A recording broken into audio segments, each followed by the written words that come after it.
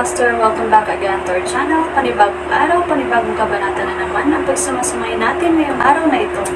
At kung bago ka sa ating channel, pag-click ang subscribe button and hit the notification bell para update kayo sa ating mga susunod na videos.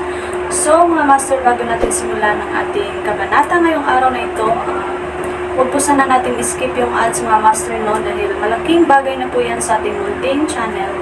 So simulan na natin kabanata ngayong araw na ito. Let's go! Kabanata 371 hanggang 410. Kabanata 371. Ang perang ito ay dapat gamitin bilang kapital para sa pagbawi ng kanyang kumpanya. Tama, natanggap niya itong pera sa iba. Ito ay hindi talaga pag-aari sa kanya sa unang lugar. Hindi ka lang uupo at panoorin ang pamilya mo na kinukuha ng mga loan shark, di ba? Desperado na sabi ni David.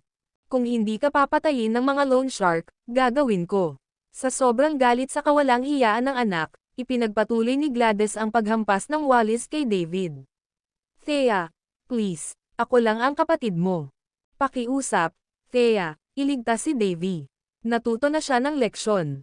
Hindi na niya uulitin ang pagkakamaling ito kailanman.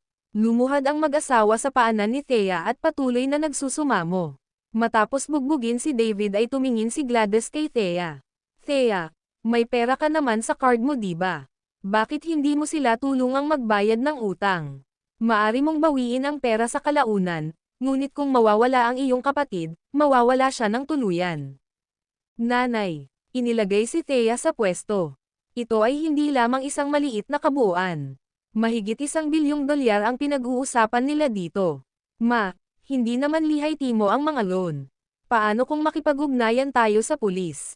Huwag. Gumapang si David papunta kay Thea at nagpatira pa sa harap niya, may mga lalaki si Maximus sa buong lugar. Kung tatawag ka ng pulis, gagawa siya ng aksyon. Matatapos na ang pamilya natin. Ngunit ang 800 milyon ng utang na may $600 milyong na interes ay sobra na. Hindi payag si Thea na bayaran ang kanilang utang.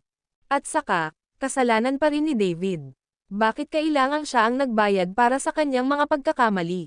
Tumawag ka ng pulis. Walang paraan na makakalaban nila ang pulis, hindi mahalaga kung gaano sila ka-impluwensya. Matatag si Thea sa kanyang pasya. Alam ni David kung ano ang kaya ni Maximus. Si Maximus ay isang makapangyarihang tao. Ang pagtawag sa pulisya ay hindi malulutas ang anuman. Kung tumawag sila ng pulis, ang maghihirap ay ang mga kalahan. Nakikiusap ako, Thea. Huwag tumawag ng pulis. Hindi siya pinansin ni Thea. Ang bagay na ito ay wala sa kanyang mga kamay. Nilabas niya ang phone niya at tinawagan. Nadismaya, bamulong si David, tapos na. Tapos na tayo para. Walang sinabi si Gladys. Siya ay lubos na naniniwala na ang pagtawag sa pulisya ay isang magandang ideya. Samantala, si Benjamin, na walang pakialam sa lahat, ay umupo sa tabi at humihit-hit ng kanyang sigarilyo. Maya-maya, dumating ang mga pulis. Pagkatapos magtanong ng ilang katanungan, sinabi nila kay Thea at sa iba pa na titingnan nila ang bagay na iyon. Pagkatapos, umalis sila pagkatapos subukang bigyan ng katiyakan ang mga ito sa pamamagitan ng kalahating pusong mga platetod. Kasabay nito, si Maximus ay nasa isang clubhouse kasama ang isang hepe mula sa puwersa ng pulisya. Jackie Cohen, ipinapangako ko na makakatanggap ka ng ilang benepisyo pagkatapos nito. Bahagyang tinawayan siya ni Jackie at sinabing, Maximus, subukang huwag hayaang mawalan ng kontrol ang mga bagay-bagay. Ang Kensington ay nasa ilalim pa rin ng jurisdiction ng Blythe King, pagkatapos ng lahat. Magiging maayos din. Pagyayabang ni Maximus na may ngiti sa labi. Nalaman ko na ang backer ni Thea, ang Black Dragon, ay gumawa ng mga kaaway sa maraming makapangyarihang tao. Lahat sila ay sumisigaw para patayin siya. Hindi sila magtataka kung may mangyari sa mga kalahan. Hindi lang siya matalinong tao kundi matalino rin. Sa mga katangiang ito, nakuha ni Maximus ang pagkakataon at bumangon sa perpektong oras. Kung hindi, hinintay niya na magtago ang mga bigwig bago siya bumangon bilang bagong hari ng underworld ng Kensington. Sa kalahans, nagtipon ang buong pamilya. Walang siglang nagsalita si David, sinabi ko sa iyo na hindi ito gagana. Umalis ang pulis pagkatapos ng ilang simpleng tanong. Dapat ay naabisuhan na si Maximus ngayon. In time, gagantay siya sa aksyon natin. Nang marinig ito ni Gladys ay nabalot ng takot. Hinailan niya ang manggas ni Thea. Thea, ang mga taong ito ay mabisyo at malamig ang dugo. Hindi tayo dapat makisali sa kanila. Dahil mayroon kang pera sa iyong card, bakit hindi mo nalang bayaran ang mga ito? Aayusin niyang lahat ng problema nila. Tumango si David, tama. Nakikiusap ako, pakiusap. May oras pa tayo. Mag-withdraw ka na lang ng pera. Tumayo si Thea at sinabi sa kanila, David, ikaw ang may gawa nito. Bakit kailangan kong linisin ang kalat mo? Nanay, naluluha na naman si David. Tumungo siya sa bintana at naghanda sa pagtalon muli. Kasalanan ko lahat, dapat mamatay na lang ako. Hinayla siya ni Alisa pabalik sa oras. Kahit alam ni Gladys na si David ang may kasalanan, nag-iisang anak niya ito. Dahil ang pinsala ay nagawa, walang silbi ang pag-iyak sa natapong gatas. Tumayo siya at pinagsabihan si Thea, may ibang nagbigay sa iyo ng pera in the first place. Bakit hindi mo nalang gamitin para iligtas ang kapatid mo? Siya lang ang kapatid mo. Willing ka ba talagang panoorin siyang tumalon sa 8th floor? Ako. Kailangan ko bang ihagis ang sarili ko sa bintana para mailabas mo ang pera? Pagkasabi niya nun ay pumunta na rin si Gladys sa bintana. Hinarang siya ni Benjamin. Lumingon siya at tumingin kay Thea. Thea, we can't offend these powerful people. Magbayad ka na lang at magiging diver na ang lahat. Pinipilit niya ang lahat sa pamilya ni Thea na harapin ang problemang ito. Napasigaw si Thea sa sobrang inis, fine. Ayos lang. Magbabayad ako. Kontento ka na ba? Ang video na ito ay edited by Urban Storytelling. Kabanata 372. Walang ibang choice si Thea. Sa puntong ito, ang tanging magagawa na lang niya ay kunin ang pera at tapusin ito. Dahil ang pera na ito ay nanggaling sa ibang tao, hindi siya nakaramdam ng kakilakilabot na pabayaan ito. Natahimik si Gladys nang sumuko na si Thea sa kanilang kalokohan. Bumantong hininga siya. Salamat, Thea. Paglingon kay David, hinarap niya ito ng mahigpit. Mula ngayon, hindi ka na pinapayagang lumabas ng bahay nang walang pahintulot ko. Oo, syempre. Alam ni David na wala siyang choice kundi ang pumayag. Pagkatapos ng mainit na talakayan, nagpasya si Thea na ang pinakamahusay na paraan ay ang pagbabayad ng mga utang ng kanyang kapatid. Kumatok, kumatok, kumatok. May kumatok mula sa pinto. Sagutin mo ang pinto, Benjamin, sabi ni Gladys sa asawa. Sinagot ni Benjamin ang pinto. Si Amon at isang babaeng nasa mid-20s ang nakatayo sa labas. Nakasuot and tie ang lalaki. Naka-professional outfit ang babae. Tiningnan sila ni Benjamin at nagtanong, maaari ko bang malaman kung sino ang hinahanap ninyo? Nagtanong ang lalaki, nandito ba si Thea Callahan? Ah, oo at ikaw. Sumagot ang lalaki, magandang araw po sa inyo sir, galing po kami sa bangko. Nandito kami ngayon para abisuhan si Thea tungkol sa kabuuan ng pera niya sa kanyang account. Sige pasok ka.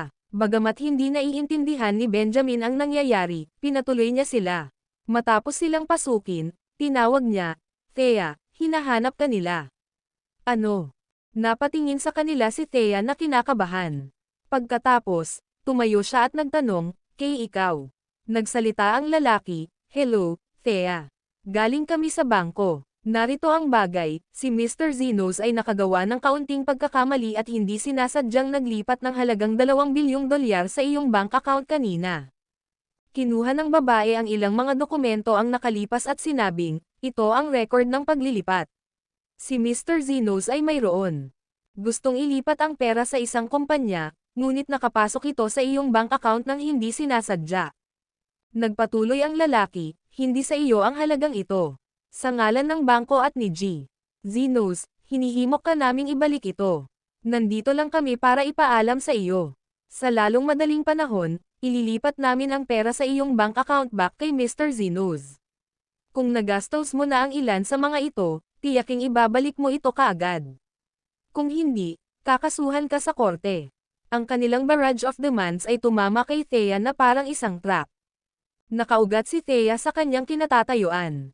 Agad namang tumalon si David na nasa sofa at sumigaw, Bulsh *T.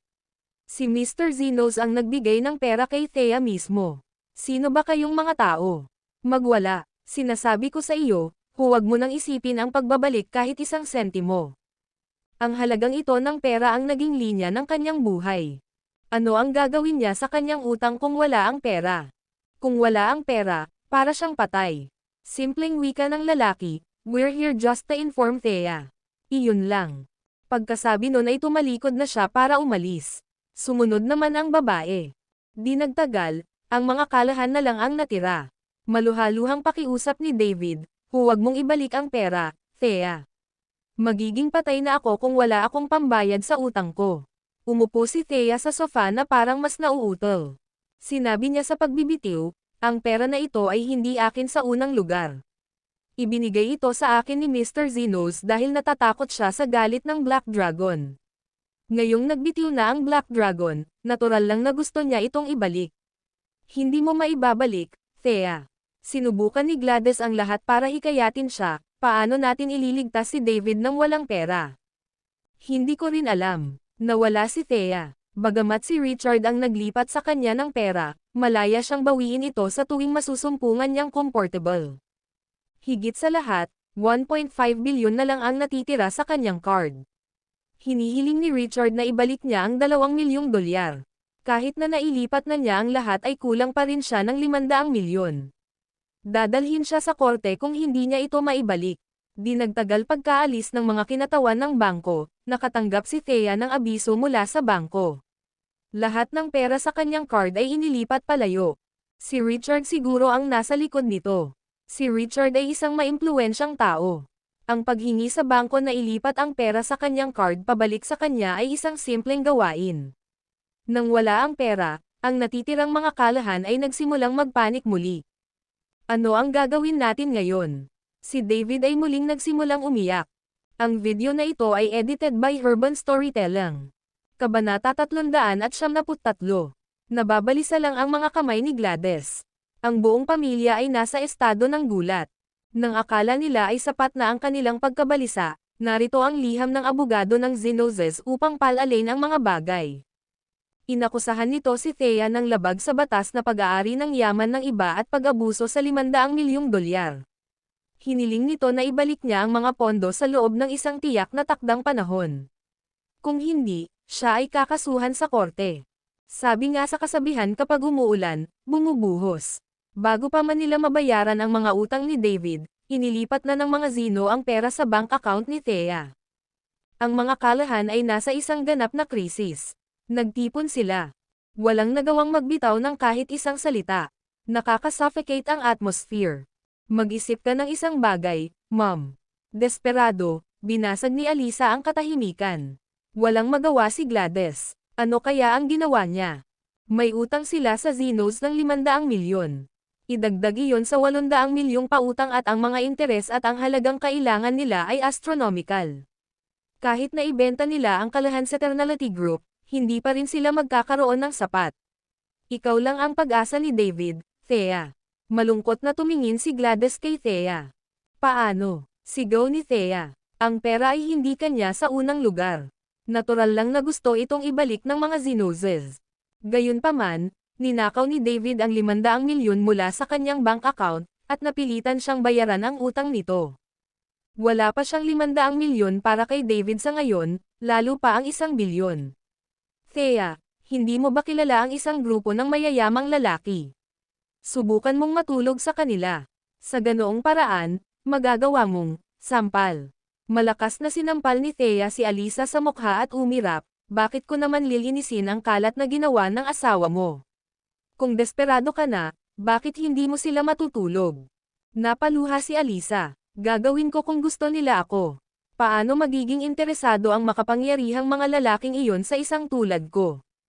Tama siya, Thea. Nakikiusap ako sa iyo. Lumuhad muli si David sa sahig. Siguro naman hindi ka basta-basta na lang nabubugbog, di ba? Hanapin ang Black Dragon. Hindi ba siya ang chairman ng Majestic Corporation? Hindi ba't mayaman siya? Paano si Mr. Watson? Isa rin siyang mayaman. Magpalipas ng gabi kasama sila. Kung magagawa mo ang mga ito, hindi ko na kailangang magdusa.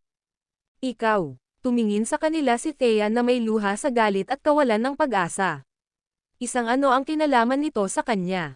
Iniwan ang katotohanan na sila ay nagnakaw mula sa kanya, hinihiling nila sa kanya na matulog sa mayayamang lalaki upang makuha ang kanilang pera. Napatikip siya ng mga kamay sa bibig at lumuluha na tumakbo palabas. Makulimlim ang langit. Boom! Nagkidlat sa pagitan ng mga ulap. Pitter-patter. Para bang umaayon sa maasim na kalooban, nagsimulang bumagsak ang matabang patak ng ulan mula sa madilim na kalangitan. Tumayo si Thea sa ulan. Pakiramdam niya ay ang kulay abong kalangitan ay isang tumpak na representasyon ng kanyang sariling damdamin. Pakiramdam niya ay malungkot ang kanyang buhay. Sa nakalipas na 10 taon ay namuhay siya bilang isang babaeng may kapansanan, siya ang katatawanan ng Kensington at isang pabigat sa kanyang pamilya. Nang nagsisimula ng bumuti ang mga bagay, nangyari ito. Naging smooth sailing ang lahat kasama ang Black Dragon na umalalay sa kanya mula sa likuran. Ngayong nagbitiw na siya, pakiramdam niya ay bumaliktad ang buhay niya. Bakit? Bakit ako? Nakatayo sa ulan, walang pag-asa siyang sumigaw. Gayunpaman, walang tugon. Tuluyan ng hamupa ang ulan. Mag-isang nakaupo sa bus stop si Thea. Basang-basa siya sa ulan. Ang basang damit niya ay damaykit sa kanyang balat na kitang-kita ang kanyang hubog na figure. Ano ang dapat kong gawin? Matagal siyang nag-isip. May utang siya ngayon sa Zenos ng 500 milyon. Bilang karagdagan, ang kanyang kapatid na lalaki ay may utang na 800 milyon sa mga loan shark. Idagdag ang interes sa equation at ang kabuuan ay lumampas na sa mahigit 1 bilyon. Siya ay may utang na humigit kumulang 2 bilyong dolyar sa kabuuan. Ang Zenoses ay isang mayaman at makapangyarihang pamilya. Wala siyang pagpipilian kundi ang sumunod sa kanilang mga kahilingan. Si Maximus ay isa ring mabisyo at cold-blooded figure ng underworld. Kung hindi siya nagbayad, ang mga kalahan ay magkakaroon din ng matinding problema. Ngunit saan siya makakahanap ng 2 bilyong dolyar? Ang video na ito ay edited by Urban Storytelling. Kabanata 374. Ang mga kalahan ay nasa isang sapa na walang sagwan. Kailangan nilang mag-isip ng paraan para maresolba ang problema. Isinasantabi ang mga pautang. Kinailangan nilang ibalik ang 500 milyon na utang nila sa Zenos sa lalong madaling panahon. May 100 milyon pa si Thea sa kanyang company account na pwede niyang i-withdraw. Ang villa na ibinigay ng Black Dragon sa kanya bilang regalo ay dapat na nagkakahalaga ng humigit kumulang 300 milyon. Dapat ay madali nilang may benta ito sa halagang 300 milyon kahit na ibinenta nila ito ng mas mababa sa presyo ng merkado, gayunpaman, kulang pa rin sila ng 100 milyon. Saan siya makakakuha ng 100 milyong dolyar? Gumagala siya ng walang patutunguhan. Before she knew it, nakarating na siya sa entrance ng Majestic Corporation. Gusto niyang makilala ang misteryosong Mr. Caden. May mga alingaw-ngaw na siya ay nasa Southern Plains na nakikipaglaban sa 28 mandirigma sa Mount Thunderpass at napapaligiran ng isang hukbo ng 100,000 kalalakihan. Ang ilan ay nagsabi na ang Black Dragon ay nakalabas na buhay. Ang iba ay naniniwala na siya ay namatay sa larangan ng digmaan. Hindi siya sigurado kung sino ang paniniwalaan o kung ano ang dapat pagkatiwalaan. Siya ay nasa dulo ng kanyang katalinuhan. Pagkatapos mag-alinlangan ng ilang sandali, pumasok siya sa Majestic Corporation. Umupo siya sa sofa sa reception room. Nagdala ng tuwalya si Serena at pinatuyo ang buhok ni Thea. Nagtanong si Newton, anong problema, Ms. Thea? Nandito ba si James? Hinahanap ko siya. Tumingin si Thea kay Newton at nagtanong. Sumagot si Newton, ang chairman ay wala dito sa ngayon. Maaari kang magpatuloy at kausapin ako. Ipaparating ko sa kanya ang mensahe mo. Ibinuka at itinikom ni Thea ang kanyang bibig na parang isda na humihingal. Gusto niyang humiram ng pera ngunit hindi niya magawang hilingin ito. Hindi siya humihingi ng maliit na halaga kundi isang astronomical figure. Narinig din niya na binuo ng Great Four ang Oceanic Commerce bilang pagsalungat sa Majestic Corporation. Habang nakatayo ang mga bagay, ito ay nasa maraming problema mismo. Wala lang. Tumayo siya at malumanay na naglakad palabas. Malungkot na pinanood ni Newton ang pag-alis niya. Pagkaalis niya ay inilabas lamang ni Newton ang kanyang telepono at tinawagan si James. Nagpapahinga si James matapos operahan si Henry. Binili siya ni Levi ng bagong telepono kasama ang kanyang lumang SIM card. Nakatulog pa lang si James nang lapitan siya ni Levi at Jin Aisen, "General, may tawag sa iyo." Kanina pa ito nagri-ring at parang urgent. Gamulong si James at tumayo, "Ibigay mo sa akin." Inabot sa kanya ni Levi ang phone. Matapos makitang si Newton ang tumawag, sinagot ni James ang telepono at nagtanong, "Ano ang problema, Mr. Queen? May nangyari ba sa Kensington?" "Wala naman masyado, James. Nandito lang si Thea sa Majestic Corporation, hinahanap ka." Basang-basa na siya. "Sa palagay ko ay may nangyari ngunit tumanggi siyang sabihin sa akin ang anumang bagay nang magtanong ako." "Sige, nakuha ko." Binaba ni James ang telepono. Tumingin siya sa oras. 11:00 pa lang ng umaga. Kumuha siya ng sigarilyo sa mesa at sinindihan. Tapos, tinawagan niya si Thea. Si Thea ay gumagala sa kalsada. Wala siyang ideya kung nasaan siya o kung ano ang susunod niyang gagawin. Tumunog ang telepono. Inilabas niya ang phone niya at nakitang si James iyon. Sinagot niya ang tawag. "Anong problema, honey?" Sagot ni James, "Naging busy ako nitong mga nakaraang araw at wala akong oras na makipag-ugnayan sa iyo. Ngayong malaya na ako, sa wakas ay may oras na akong magtanong kung kumusta ka. Ayos na ba ang lahat sa bahay?" Wala naman. Maayos ang lahat gaya ng dati." Napahawak si Thea sa kanyang dila. Alam niyang hindi siya matutulungan ni James. Ibinigay ni James ang lahat ng pera niya. Ang kailangan niya ay higit pa sa posibleng ibigay nito sa kanya. "Honey, sabihin mo sa akin kung may nangyayari. Walang hindi ko kayang ayusin. Malapit na akong matapos dito at babalik ako pagkalipas ng 10 araw." "Sige. All the best. Maayos ang lahat dito, kaya hindi mo kailangang mag-alala." Ibinaba na ni Thea ang tawag. Tapos, umiyak siya. Yumuko siya at umiyak ng umiyak. Ang video na ito ay edited by Herban Storytelling. Kabanata 375. Kung hindi lang inutil ang kanyang asawa. Kung si James lang ay isang makapangyarihan at maimpluwensyang tao, hindi sana lalabas ang kanyang mga problema noong una. Sa kasamaang palad, ang kanyang asawa ay basura. Si James ay isang walang kwentang manugang ng mga kalahan. Nakahinga si James pagkatapos tumawag. Inihagis niya ang kanyang telepono sa mesa at nagtanong, "Kumusta ang kalagayan ni Henry?" Sumagot si Levi, "Stable pa rin siya." "Mabuti. Bantayan mong mabuti ang kanyang kalagayan. Ipaalam agad sa akin kung may mali." "Naiintindihan. Maaari mo akong iwan ngayon. Pagod na ako. Matutulog na ulit ako." Iniwan ni Levi ang kanyang commander sa kanyang pahinga. Humiga si James sa kama. Siya ay pagod sa buto. Naubos niya ang maraming lakas pagkatapos ng kanyang pakikipaglaban sa 28 mandirigma sa Mount Thunder Pass. Ang masaklap pa, kinailangan niyang tumakas mula sa 100,000 malakas na hukbo sa buong gabi. Ang kanyang katawan ay malapit na sa limitasyon nito. Hindi lamang iyon, ang kanyang operasyon kay Henry ay tumagal din ng 1 buong araw. Pabagsak siyang humiga sa kama at nakatulog ng mahimbing. Habang si Thea naman ay namumungay ang mga mata. Bumangon siya, alam niyang hindi nito malulutas ang anuman. Hinanap niya si Quincy. Si Quincy ay nagtatrabaho ng husto sa isang bagong bukas na restaurant sa Food Street sa Transgenerational New City. Nakasuot siya ng kasuotan at ipinakita ang karisma ng isang mature na babae. Nang makita niya ang kahabag-habag na kalagayan ni Thea, nagtaas siya ng kilay sa pag-aalala at nagtanong, "Anong problema, Thea?" "Ako ay nasa malalim na problema." Umiyak si Thea. Tumigil ka sa pag-iyak at sabihin mo sa akin kung ano ang nangyayari." Nagmamadaling umupo si Quincy sa tabi niya. Inabutan niya ito ng tisyo at sinabing, "Tignan mo. Basang-basa na kayong lahat, lalamigan ka, sub." Naaawa si Thea. Ayos lang, Thea. Anong nangyayari? You can tell me." Sinabi sa kanya ni Thea ang buong katotohanan. Niya kay Quincy ang tungkol sa $2 bilyong na ibinigay sa kanya ni Richard, kung paano ninakaw ni David ang 500 milyon mula sa kanya at nawala ang lahat, at kung paano siya humiram ng 800 milyon mula sa isang loan shark.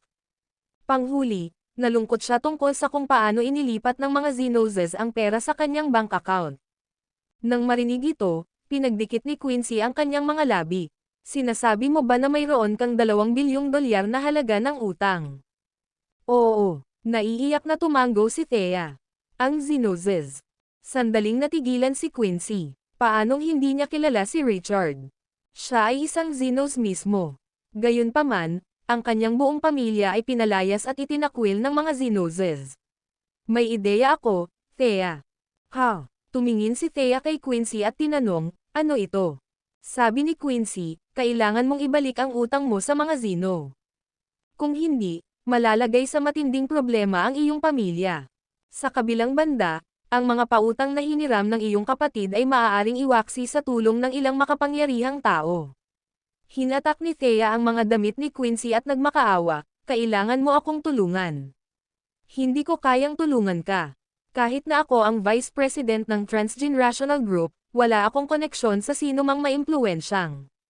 Isang tao lang ang makakatulong sa iyo, Xavier Watson. Tumingin ng malalim si Quincy sa mga mata ni Thea. Ha, Mr. Watson. Tumango si Quincy, how about this?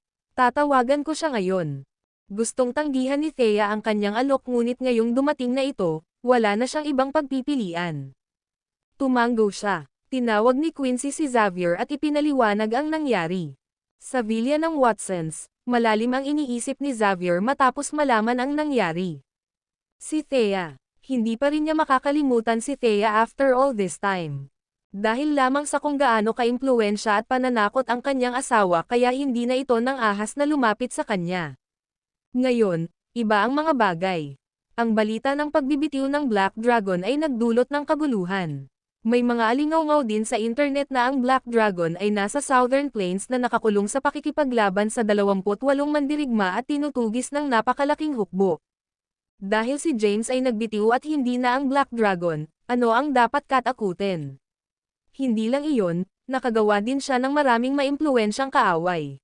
Isinasantabi ang lahat ng bagay, hindi siya pababayaan ng 5 Provinces Business Alliance pagkatapos niyang gamitin ang kanyang mga koneksyon para sa pilitang kunin ang Transgenerational New City.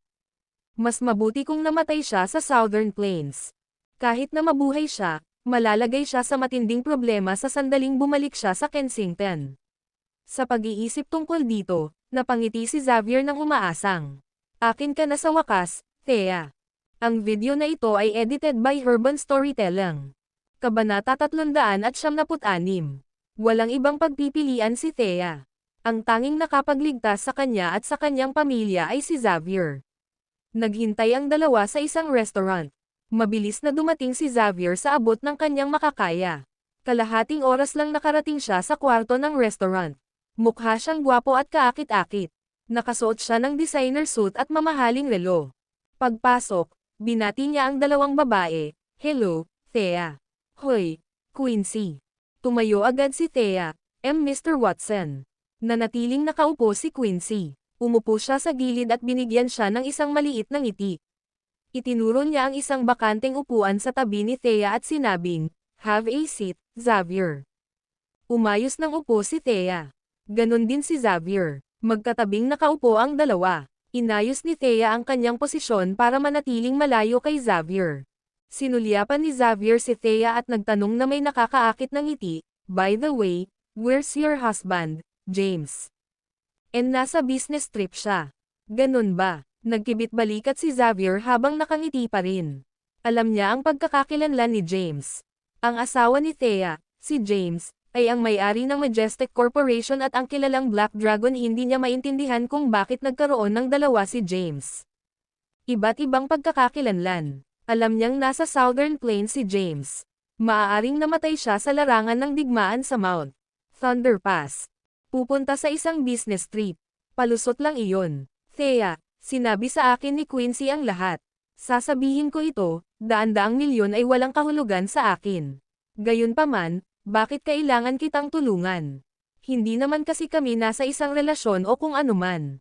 Si Xavier ay tumaya sa posibilidad na si James ay namatay sa larangan ng digmaan sa Mount Thunder Pass sa Southern Plains. Nakaligtas man siya, wala siyang banta kay Xavier. Nagkaroon na siya ng pagkakataon na ituloy si Thea hanggat gusto niya. Agad namang dagdag ni Quincy, si Xavier, Thea's my best friend and a former classmate of mine. Close kami sa isa't isa. Quincy, I'll gladly help if it's some other matter, but there's money involved in this. Hindi banggitin ang dami ng kailangan ni Thea ay nakakabaliw. Hindi ako nagpapatakbo ng charity, alam mo ba?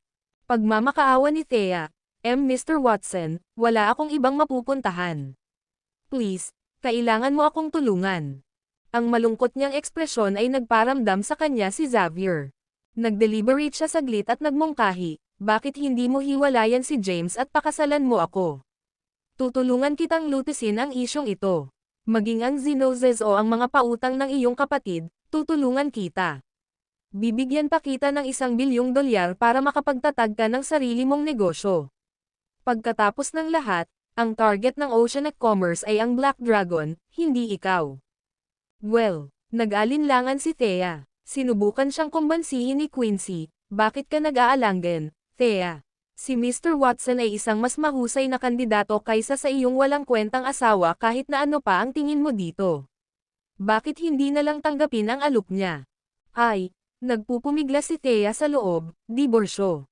Pinag-isipan niya ito. Pagkatapos ng diborsyo, gusto niyang makasama si James ng Majestic Corporation, hindi si Xavier.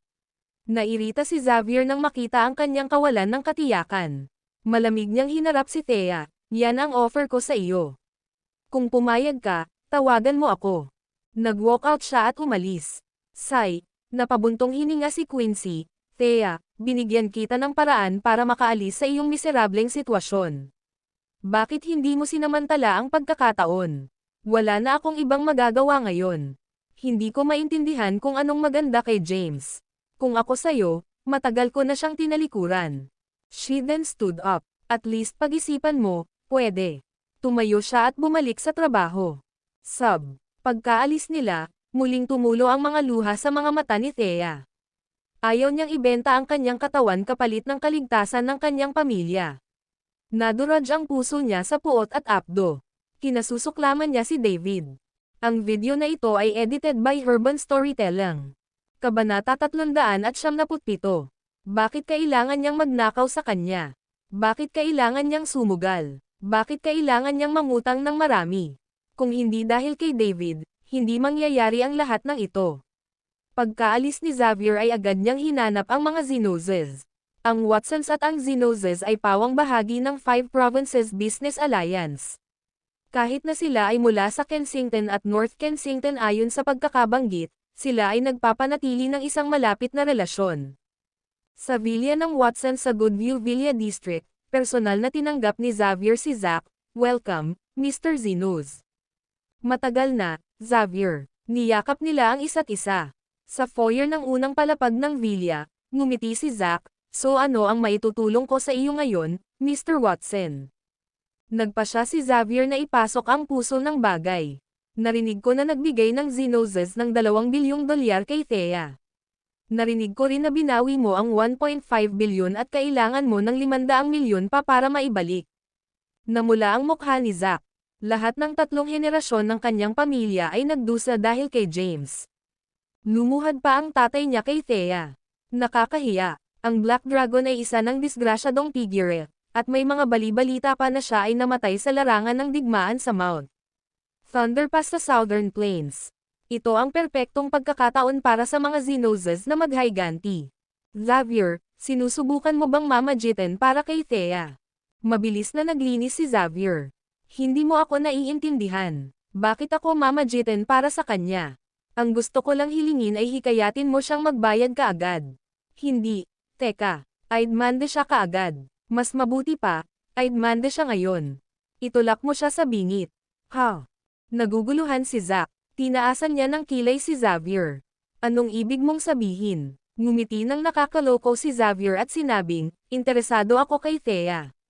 Kung hindi mo siya itulak sa bingit, hindi siya mahuhulog sa aking mga bisig at makaawa sa akin na tulungan siya. Oh, tuwang-tuwa si Zack, sige.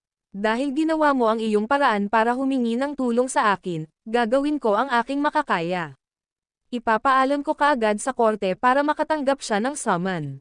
Ang pagsubok ay magsisimula bukas, at lahat ng mga pinansyal na asset ng mga negosyo sa ilalim ng Callahans ay mapi-freeze. Ikaw ang pinakamahusay na wingman na maaari kong hilingin. Tumawa si Xavier. Sa tulong ni Zack, ang pagkuha ng kanyang mga kamay kay Thea ay kasing dali ng pie. Ito ay hindi sapat, gayunpaman. Inimbestigahan niyang mabuti si Thea. Alam niyang binigyan siya ni James ng villa at marami pang mahahalagang gamit. Kung ibinente nila ang lahat, hindi sila mahihirapan sa paghahanda ng 500 milyong dolyar. Sa pamamagitan ng mga koneksyon ng Watsons, nakipag-ugnayan siya kay Maximus, ang malapit ng maging bagong hari ng Underworld. Sa isang clubhouse sa Kensington. Ito ang teritoryo ni Maximus. Sa isang marangyang silid, sumasayaw ang isang dosina o napakagandang babae na may hubog na figure. Si Maximus ay nasa gitna ng mga talakayan kasama ang iba pang pangunahing tauhan ng Underworld tungkol sa pagkuha ng kapangyarihan ni Dawson, Nine Fingers, at ng iba pang teritoryo. Pinaplano nila ang pag-iisa ng Underworld sa Kensington. Sa sandaling iyon, bumukas ang pinto at pumasok ang isang subordinate. Maximus, nandito si Mr. Watson. Sumigaw si Maximum, papasukin mo siya. Hindi nagtagal, pumasok ang isang lalaking nakasot. Si Xavier iyon. Umupo si Maximus sa sofa at pinag-cross ang mga paa. With a gorgeous woman in his arms, he looked at Xavier as he approached and remarked sarcastically, "What a rare treat to cross paths with the Watsons today." Ano ang utang ko sa kasiyahan? Tense ang atmosphere sa kwarto. Ang Watsons ay kinatawan ng Kensington sa Five Provinces Business Alliance. Sila ay isang makapangyarihan at maimpluwensyang pamilya na may kabuuang mga ari-arian na daan-daang bilyon. Dahil lahat sila ay sangkot sa malilim na pakikitungo, hindi maiwasan ni Maximus na kabahan. Pumasok si Xavier at umupo. Nakangiting sabi niya, "Nauuna ang reputasyon mo, Maximus. Nandito ako ngayon para makipagnegosyo sa iyo. Tutulungan kitang umakyat sa tuktok at maging bagong hari ng Underworld sa Kensington." Oh, napatingin si Maximus kay Xavier nang may pagtatanong. Sabi ni Xavier, "Mula ngayon, ang Five Provinces Business Alliance ang magiging anak mo. Walang sino man sa Kensington o sa 5 probinsya ang mga ngahas na hawakan ka." Pagdinig ito, natuwa si Maximus.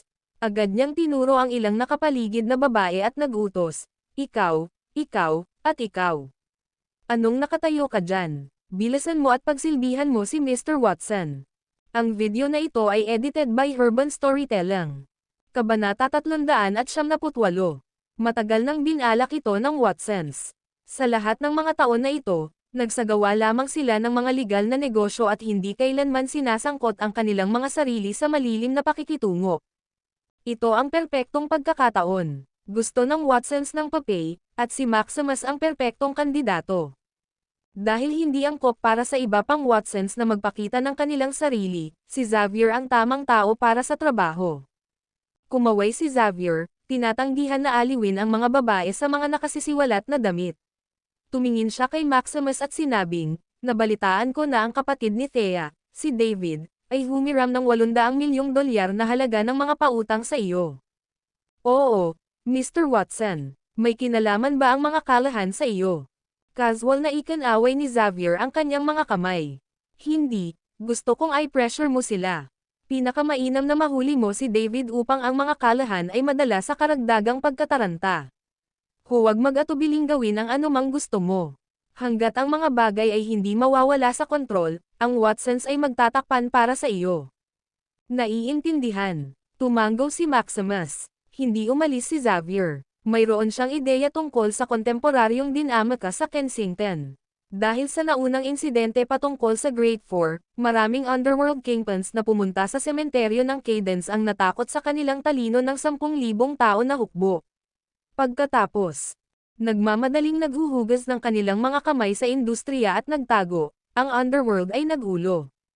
Ang binalak niyang gawin ay itaguyod si Maximus bilang bagong hari ng underworld ng Kensington. Dinala niya ang bagay na iyon at nag-isip ng ilang mungkahi para kay Maximus. Kasabay nito, sa Southern Plains, si James ay natulog sa umaga. Nagising siya sa hapong gutom. Pagkaalis niya sa kama, nilamon niya ang pagkain niya. Nababawasan na ang pagod niya kaysa kanina. Sa isang conference room ng isang base militar, maraming kilalang general ng Southern Plains ang nagtipon. Nasa harapan nila si James. Kahit na nagbitiw na siya sa kanyang pwesto, palagi siyang ang tanging commander-in-chief sa puso at isipan ng mga general at ng Black Dragon Army. Sa isang salita, Dadaan sila sa impyerno at mataas na tubig para sa kanya. Tumayo si Levi at nagulat, punong-pinuno, ang mga sugo ng 28 bansa ay dumating na sa katimugang kapatagan. Nakatipon na sila ngayon sa harap ng konsulado ng Paletstown Consulate General, hinihiling na palayain namin ang mga bihag. Pakawalan sila. Pinaikit ni James ang kanyang mga mata. Walang pagkakataon sa impyerno. Alinsunod sa internasyonal na kasanayan, hilingin sa kanila na magbayad ng kanilang pantubos para mapalaya natin sila 1 milyon para sa isang karaniwang sundalo, 10 bilyon para sa isang general, at 5 bilyon para sa isang tenyente. Bilang karagdagan, dagdagan ang kabuuan ng 10 beses. Magbayad, at pakakawalan namin sila. Kung hindi, ay execute natin silang lahat. Naiintindihan. Tumanggo si Levi. Ang bilin ni James, Levi, dahil nag-resign na ako sa aking post, hindi ako nararapat na magpakita ng sarili. Ipauubaya ko sa iyo ang negosasyon. Isama si Henry at ang mga general at tenyente ng 28 bansa sa konsulado general ng Palettown. Kung hindi sila nagbayad ng pantubos, patayin ang mga bihag. Oo, sir. Oh, by the way, may naalala si Levi. Sabi niya, kumakalat ang chismis sa internet na namatay ka sa battlefield sa Mount Thunder Pass. Oh, tinaas ni James ang kanyang kilay. Nagsasagawa siya ng operasyon kay Henry nang makabalik siya. Ngayon lang siya nagising. Dahil dito, hindi niya alam ang kumakalat na chismis.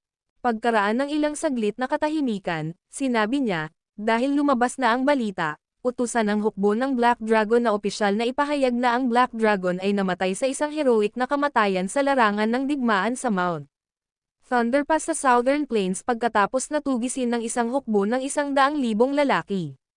Natigilan si Levi, anong ibig mong sabihin? Casual na sinenyasan siya ni James, just do as I say. Naiintindihan. Hindi nagtagal si Levi sa conference room. Mabilis siyang tumalikod para umalis. Pagkaalis, agad siyang nagutos, ilabas ang lahat ng mga general at tenyente ng kaaway sa kanilang mga selda at i-escort sila sa Consulate General sa Palettown. Kasabay nito, dalhin ang Black Shadow General. Tandaan, ang kanyang kalagayan ay kasalukuyang hindi matatag. Kaya ingatan mo yan. Pagkatapos magbigay ng mga order, si Levi ay tumungo sa Palettown. Ang video na ito ay edited by Urban Storytelling. Kabanata 379. Ang Palettown ay isang malaking lungsod malapit sa hangganan ng Southern Plains. Maraming reporters ang nagtipon sa harap ng Consulate General ng Palettown. Ladies and gentlemen, ito ang Consulate General ng Palettown. Ang mga balita tungkol sa mga pag-unlad sa hangganan ng Southern Plains ay umiikot sa nakalipas na ilang araw. Nagkaroon din ng mga alingaw-ngaw na ang Commander-in-Chief ng hukbo ng Black Dragon, ang Black Dragon mismo, ay namatay sa larangan ng digmaan pagkatapos ng isang matinding labanan laban sa 100,000 malakas na hukbo ng 28 bansa. Ang mga general ng 28 bansa ay nabalitang banihag. Ano ang katotohanan ng sitwasyon? Matiig ang maghintay sa pagdating ng general. Sa sandaling iyon, huminto ang isang convoy sa harap ng Consulate General. Bumaba si Levi sa convoy. Kasunod nito, lumitaw ang mga ganap na armadong sundalo na nag-escort sa mga general ng 28 bansa. Napilitang lumuhad ang mga general na may nakatutok na baril sa likod ng kanilang mga ulo. Sumugod ang mga reporter at pinalibutan si Levi. Agad na itinutok ng mga sundalo ang kanilang mga baril sa mga mamamahayag. Umatras ng ilang hakbang ang mga reporter. Pinaalis sila ni Levi, tumayo kayo. Naiintindihan. Bumalik ang mga sundalo sa pagtutok ng kanilang mga baril sa mga bihag. Humakbang si Levi at tumingin sa mga reporter, eksaktong 5 minuto ang mayroon kayo. Magtanong ka. Agad namang nagtanong ang isang reporter, General Levi, maaari mo bang linawin ang impormasyon tungkol sa labanan sa Mount Thunder Pass? Oo, tumanggo si Levi at sinabing, tulad ng alam mo, bago siya magbitiw, nilipol ng Black Dragon ang karamihan sa puwersa ng kalaban noong panahon niya sa Southern Plains. Sa aming mga kaaway, siya ay walang iba kundi isang malaking nakakasira ng paningin. Masasabi kong may katiyakan na ito ay talagang isang pakana laban sa kanya. Nakipaglaban ang Black Dragon laban sa 28 mandirigma sa tuktok ng Mount Thunder at nilipol silang lahat. Gayunpaman, ito ay lamang ang unang yugto ng kanilang balangkas. Pagkatapos lipulin ang 28 mandirigma, pinakilos ng 28 bansa ang isang napakalaking batalyon ng 100,000 kalalakihan at hinabol ang Black Dragon sa Mount Thunder Pass. Nahaharap laban sa hindi mabilang na mga sasakyang panghimpapawid at ganap na armadong mga elite na sundalo ng kaaway, ang Black Dragon ay namatay sa isang heroic na kamatayan. Napaluha si Levi pagkatapos niyang ibigay ang pahayag na iyon. Sumigaw siya, "Aim! Sunog! Palm! Commander-in-Chief!" Boom! Boom! Boom! Nagpaputok ang artillery sa di kalayuan. Nakakabingi ang tunog. Kasunod nito, itinutok ng mga sundalo sa palet ang kanilang mga rifle sa langit at nagpaputok ng ilang round. Maraming sibilyan na naninirahan sa mga lungsod na malapit sa hangganan ang tumindig, ibinitin ang kanilang mga ulo, at nagmamasid ng sandaling katahimikan.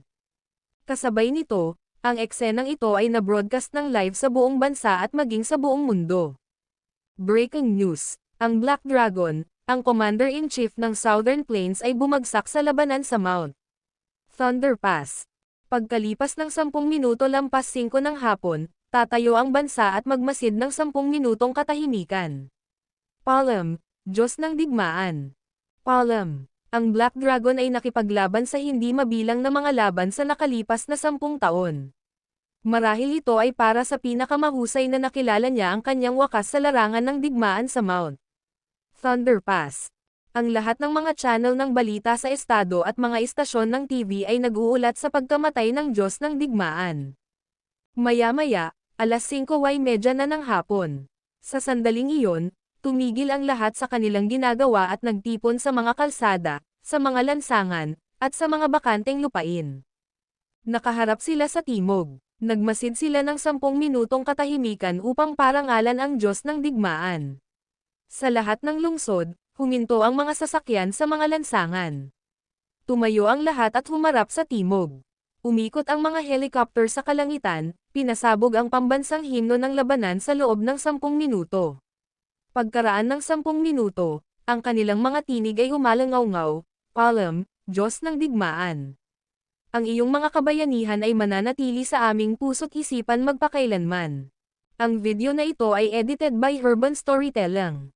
Kabanata 400. Ang bansa ay nag-obserba ng 10 minuto ng katahimikan upang parangalan ang Black Dragon, ang Diyos ng Digmaan. Matapos ipaalam sa press ang mga pangyayari sa paligid ng pagkamatay ng Black Dragon, pinalayas ni Levi ang mga mamamahayag.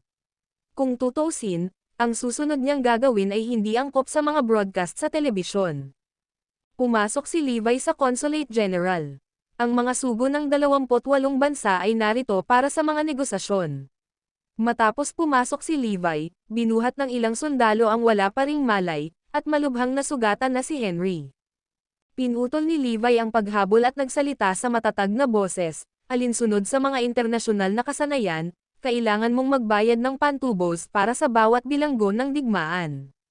1 milyon para sa bawat karaniwang sundalo, 10 bilyon para sa isang general, at 5 bilyon para sa isang tenyente, at dahil napatay mo ang aming commander-in-chief, tataas namin ang presyo ng 10 beses. Hinihiling namin na magbayad ka kaagad. Kung hindi, papatayin sila sa sandaling ito." Inihayag ni Levi ang kanilang mga kahilingan. Sa galit, tumayo ang mga sugo. "Hindi pwede, Levi, masyado kang malayo." "Hell no." Tinitigan sila ni Levi ng walang awa na mga mata. "Kung ganoon, ibibigay ko ang utos na patayin kaagad ang lahat ng mga bihag." Pagkasabi niya nun ay tumalikod na siya para umalis. General Levi, pag-usapan natin ito. Pag-usapan natin ito. Sobra na ang tenfold. Hindi natin ito matatanggap. Ang mga sugo ay umikot. Sobra. Itinuro ni Levi ang walang malay na si Henry at malamig na sinabi, "Ang Black Shadow General ay nasa bingit ng kamatayan. Napatay ang ating Commander-in-Chief. Ipagdasal mo na ang Black Shadow General ay makalabas ng buhay. Kung hindi niya gagawin, ang hukbo ng Black Dragon ang maghihiganti." Ang mga sugo ay nabigla sa kanyang mga salita. "Sige, tinatanggap ko ang mga kondisyon mo." Isa sa 28 bansa ang sumuko. Ako rin. Isa-isang nagtiklop ang mga sugo. Hindi nagtagal, lahat ng 28 sugo ay sumang-ayon na bayaran ang ransom. Nag-bank transfer agad sila. Pagkatapos nito, tinupad ni Levi ang kanyang salita at pinalaya ang mga bihag. Sa isang base militar sa Southern Plains, sinabi ni Levi kay James ang lahat ng detalyado. Commander-in-Chief, alam na ngayon ng bansa ang iyong pagkamatay sa larangan ng digmaan at naobserbahan ang 10 minutong katahimikan. Ang lahat ng mga sugo ay nagbayad ng pantubos. Natapos na ang insidenteng ito. Oo, marahang tumango si James. Nagpatuloy si Levi, ang kabuoang kabayaran mula sa 28 bansa ay nasa 8.9 trilyong dolyar. Ang pera ay kasalukuyang nasa bank account ng Black Dragon Army. Say what? Natigilan si James sa napakataas na figure. Noong nakaraan, ang mga natalo ay direktang nagbabayad ng kabayaran sa kanya, ang nanalo. Hindi niya kailanman inaalala ang kanyang sarili sa mga numero. Hindi niya maintindihan ang konsepto ng pera. Pagkarating sa Kensington, sa wakas ay naunawaan niya ang pagiging kapaki-pakinabang ng pera. Kaya, naunawaan niya kung ano ang halaga ng 8.9 trilyon. Oo, tumango si Levi at nagpatuloy, natuyo na ang 28 bansa. Pagkatapos ng insidenteng ito, ang kanilang mga bansa ay nagkaroon ng malaking pagkalugi. Tinatansya na ang kanilang mga ekonomiya ay hindi babalik sa mga kondisyon bago ang digmaan sa susunod na 3 taon. Nag-isip sandali si James at nagbilin, I notify ang National Treasury at ilipat ang 2 trilyon sa Finance Department. Maglipat ng 1 trilyon sa aking bank account, at gumamit ng 1 trilyon para sa paggastos sa militar ng Black Dragon Army. Hatiin ang natitira sa ating mga lalaki. Alam ni James na bawat isa sa kanyang mga tauhan ay may kanya-kanyang pamilya. Binantayan ng hukbo ng Black Dragon ang hangganan. Makakabalik lamang sila sa kanilang sariling bayan pagkatapos ng maraming taon. Sila ang may pananagutan sa pagtatanggol sa hangganan at pagpuksa sa kanilang mga kaaway. Nakakasira ng loob kung kailangan nilang mag-alala tungkol sa kabuhayan ng kanilang pamilya higit sa lahat. Ang 570 milyong dolyar na hinati sa 1 milyong sundalo ay talagang hindi gaanong. Ito ay tanda ng kanyang pagpapahalaga. Ako ay nagpapasalamat sa iyo sa ngalan ng aming mga lalaki. Tumingin si James kay Levi at pinaalalahanan siya, ang perang ito ay dapat makuha sa mga kamay ng ating mga masisipag na tao. Sana hindi ko na kailangang parusahan ang sinuman para sa maling paggamit ng mga pondo. Talagang, sige, na-dismiss ka na. Naiintindihan. Tumalikod na si Levi para umalis. Bumisita si James sa ospital ng militar. Sinuri niya ang kalagayan ni Henry at niresetahan siya ng gamot. Pagkatapos, inutusan niya ang kanyang mga tauhan na maghanda ng gamot. Habang ginagawa nila iyon, ipinagpatuloy niya ang paggamot sa mga sugat ni Henry gamit ang kanyang mga pilak na karayom. Madilim ang araw na ito para kay Saul. Ang balita ng pagkamatay ng Black Dragon, ang Diyos ng digmaan ni Saul, ay kumalat sa buong bansa. Ang Diyos ng digmaan ay umalis sa mundo. Gayunpaman, nag-iwan siya ng isang walang kamatayang alamat. Lalo na ang huling labanan na humahantong sa kanyang kamatayan. Nilipol niya ang lahat ng 28 elite na mersenaryo at nilipol pa ang 10,000 hukbo ng kalaban habang tinutugis buong gabi. Ang kanyang kabayanihan ay mawawala sa kasaysayan at maaalala magpakailanman ng lahat ng Saul. Sa Kalahans. Ang video na ito ay edited by Urban Storytelling. Kabanata 401. Nagtipon ang mga kalahan. Thea, may naisip ka na ba? Narito na ang pagpapatawag ng korte, at magsisimula na ang paglilitis bukas ng umaga. Ibinabalik ng Xenozes ang pera sa pamamagitan ng legal na paraan. Nag-aalala ang ekspresyon ni David. Buong araw na wala si Thea. Iniisip niya kung nakuha niya ang pera. Namutla ang mukha ni Thea. Walang emosyon ang kanyang magandang mukha. Parang robot na walang emosyon, nakaupo siya roon na hindi gumagalaw. Slam! Sa sandaling iyon, sinipa ang pintuan ng harapan ng mga kalahan. Si Maximus kasama ang kanyang mga tauhan ay sumugod sa bahay. Nataranta, tumayo ang mga kalahan. Pinapasok ni Maximus ang mga tauhan niya at pinaupo sa sofa. Samantala, nakatayo sa gilid ang mga kalahan na may nakakatakot na ekspresyon. Sumulyap si Maximus sa kanila at sinabing may pilyong ngiti, naihanda mo na ba ang pera? Thud. Agad na lumuhad si David sa sahig at nagmakaawa, pakiusap, bigyan mo pa ako ng ilang araw. Ang aking kapatid na babae ay nagsisikap na makakuha ng pera sa pamamagitan ng pagtulog sa mayayamang lalaki. Malapit na akong makakuha ng pera. Blanko ang ekspresyon ni Thea. Siya ay lubos na nadismaya sa kanyang pamilya. Kunin mo siya, utos ni Maximus sa kanyang mga tauhan. Nilapitan ng kanyang mga tauhan si David at sapilitang sinunggaban. Nanay, Thea, tatay, iligtas mo ako, sigaw ni David. Thea, mag-isip ka, mabilis. Nagpanik si Gladys. May iniisip ka. Ano ang magagawa ko? Umiling si Thea. Siya ay nasa dulo ng kanyang katalinuhan. Tumayo si Maximus at malamig na sinabi, I'll give you one more day, Thea. Kung hindi ko makita ang pera bukas, maghanda upang kunin ang bangkay ng taong ito. Pagkatapos mong may handa ang pera, halika at hanapin mo ako sa Osmandas Villa. Pagkasabi niya nun ay tumalikod na siya para umalis. Dad, Mom, Thea, I don't wanna die. Si David ay sapilitang kinaladkad palabas ng Callahan residence. Umiyak siya. Ang natitirang mga Callahan ay hindi nang ahas na sumalungat kay Maximus. Puno ng luha ang mga mata ni Thea. Damaloy ang mga luha sa kanyang pisngi. Mag-isip ka ng kung ano-ano, Thea. Kahit may nagawang mali si David, kapatid mo pa rin siya. Tama na. Bilisan mo at mag-isip ng solusyon. Thea, nakikiusap ako. Ayokong mawalan ng ama ang anak ko. Pinalibutan nila si Thea at nagmakaawa. Nang makita ang maluha-luha nilang ekspresyon, huminga ng malalim si Thea at sinabing, huwag kang mag-alala. May gagawin ako. Pagkasabi niya nun, bumalik siya sa kwarto niya.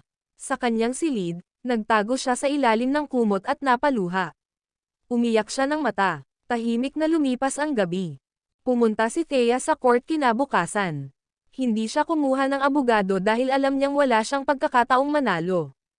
Gaya ng inaasahan, natalo siya sa kaso. Upang mabawi ang pera, pinalamig ng korte ang lahat ng kanyang mga ari-arian at naghanda pa na i-auction ang villa na ibinigay sa kanya ni James. Inutusan din nila siyang kunin ang perang inutang sa lalong madaling panahon. Hindi pera ang pangunahing problema. Makukuha niya ito ng paunti-unti. Ang totoong problema ay si Maximus. Si Maximus ay isang mabisyo at cold-blooded na lalaki. Kung hindi siya makakabayad sa oras, patay na si David. Nadismaya, lumabas si Thea sa courtroom. Bagamat maliwanag ang araw, pakiramdam niya ay madilim ang kanyang buhay. Kailangan ko ba talaga ng tulong ni Xavier para malampasan ito? Ayaw niyang sumuko sa kanyang kapalaran. Kinuha niya ang phone niya at tinawagan si James.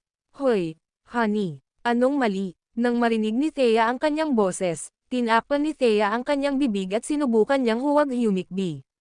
Hindi ito mangyayari kung ang kanyang asawa ay isang mayaman at maimpluwensyang lalaki. Nakakahiya na isa siyang walang kwentang lalaki. Wala lang. Ibinaba na niya ang tawag. Si James ay nakahiga sa kama sa isang base militar sa Southern Plains. Napakamot sa kanyang ilong, bamulong siya, ha? Kakaiba. Ang video na ito ay edited by Urban Storytelling. Kabanata 402. Gustong magpaalam ni Thea kay James. Gayunpaman, hindi niya kayang gawin iyon. Ngayon, kailangan niyang manatili kay Xavier at maghintay hanggang sa ibang pagkakataon upang ipaliwanag ang mga bagay kay James. Wala siyang ibang pagpipilian. Kung hindi, ang buhay ng kanyang kapatid ay nasa panganib, at ang kanyang pamilya ay mahaharap sa pagkawasak. Si James naman ay hindi alam kung ano ang nangyayari sa Kensington. Hindi rin niya masyadong pinag-isipan iyon. Hindi siya makaalis dahil kailangan niyang manatili sa tabi ni Henry upang subaybayan ang kanyang kalagayan. Tinawag ni Thea si Xavier. Sa villa ng Watson sa Goodview Villa District, umupo si Thea sa sofa. Bago ang kanyang pakikipagkita kay Xavier, umuwi siya upang mag-makeup at magpalat ng puting damit na nakasisilaw. Nalantad ang makinis na balat ng kanyang leeg at mga braso para makita ng lahat. Samantala, umupo naman si Xavier sa gilid at pinagmasdan siya. Wearing a satisfied look, he scanned her from head to toe. Perpekto. Siya ay isang walang kapintasang babae. Pag-isipan mong mabuti, Thea. Hindi ako ang pumipilit sa iyo dito. Marahang tumanggo si Thea. Mr. Watson, pinag-isipan kong mabuti ito. Nasa labas ang asawa ko sa isang business trip. Sa pagbabalik niya, Hihiwalayan ko siya at pakakasalan ka. Kung hindi ka kontento sa akin, kaya kong maging iyo. Mistress, nakagat niya ang kanyang mga labi, inangat niya ang kanyang ulo at tumingin kay Xavier. Nahihiya siyang sabihin ang mga katagang iyon. Gayunpaman, ito lang ang tanging magagawa niya. Makiusap para sa akin at iligtas ang aking kapatid. Napatitig si Xavier kay Thea. Nakakita na siya ng hindi mabilang na mga dilag sa nakaraan at may nakipag-date pa siya. Gayunpaman, hindi niya maiwasang mapalunok. Tanong niya, by the way, may mga chismis na nagsasabing hindi ka pa natulog ng asawa mo, totoo ba yon? Ibinaba ni Thea ang ulo at tumanggo. Tuwang-tuwa si Xavier. Hindi niya inaasahan na virgin siya. Ano bang problema ni James? Sige, sabay tayong bibisita kay Maximus. Huwag kang mag-alala. I won't make a move on you kahit tapos na ang problema.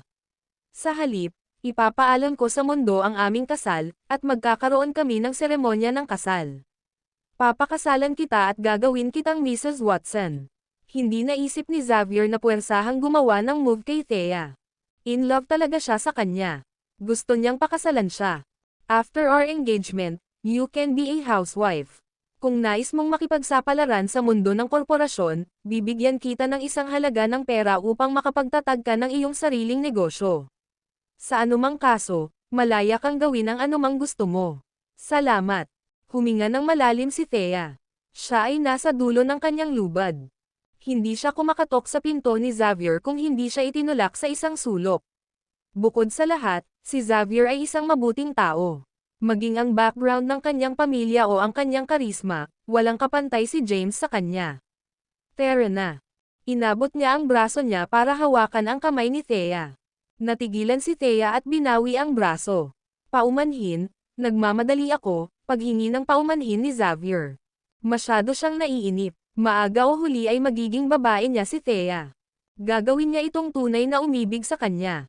Ayos lang. Bahagyang ngumiti si Thea at tumayo. Dinala siya ni Xavier sa Osmandas Villa. Ito ay isang villa sa mga suburb at isang base para sa Maximus. Sa silong ng villa, nakatali si David sa mga lubad. May pasa siya sa buong katawan. Samantala, umupo si Maximus sa isang upuan at hinihit-hit ang kanyang sigarilyo. Nang makita niya ang sugatang si David, napangiti siya. David, dadating na ang ate mo, dala ang pera sa loob ng 12 oras. Huwag kang mamatay bago pa. Natanggal ang ilang ngipin ni David. Gusto man niyang magsalita, nakaramdam siya ng matinding sakit sa tuwing ibinubuka niya ang kanyang bibig. Dahil dito, tanging ungol na lang ang naidulot niya. Sa sandaling iyon, pumasok ang isa sa mga tauhan ni Maximus at sinabing, Mr. Dinala ni Watson si Thea dito. Malapit na. Tumayo si Maximus at sinabing, get move. Isang lalaki at isang babae ang nakaupo sa foyer ng villa. Sila Xavier at Thea. Si Xavier ay binubuo, si Thea naman ay nag-aalalang ekspresyon. Hindi nagtagal, dumating si Maximus kasama ang kanyang mga tauhan.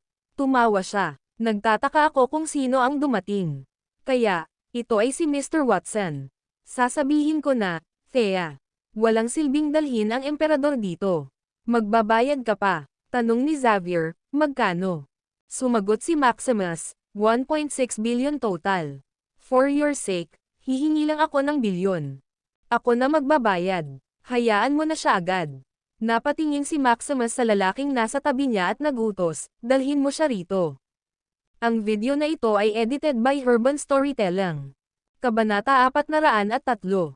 Naiintindihan. Ang kanyang mga tauhan ay pumunta sa basement at dinala ang malubhang na sugatan na si David. Tumayo si Xavier at sinabing, maaaring makuha mo ang pera sa tirahan ng Watson.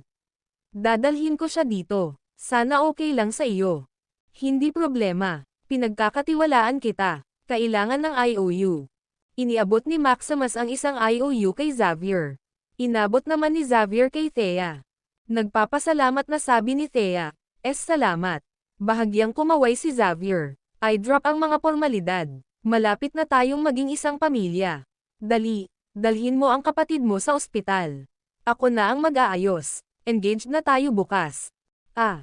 Malapit na. Natigilan si Thea. Pagkatapos ay sinabi niya, hindi ko pa hinihiwalayan si James. Ngumiti si Xavier.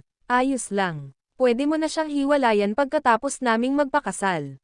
Gustong sabihin ni Xavier sa kanya na si James ang Black Dragon at namatay sa larangan ng digmaan sa Mount Thunder Pass. Gayunpaman, pagkatapos ng maikling pagmumuni-muni, pinili niyang manahimik.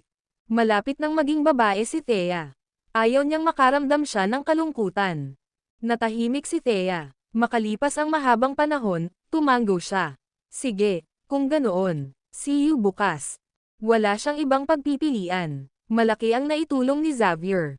Hindi banggitin na siya ay isang mahusay na kandidato para sa kasal. Dinala niya sa ospital ang malubhang nasugatan na si David.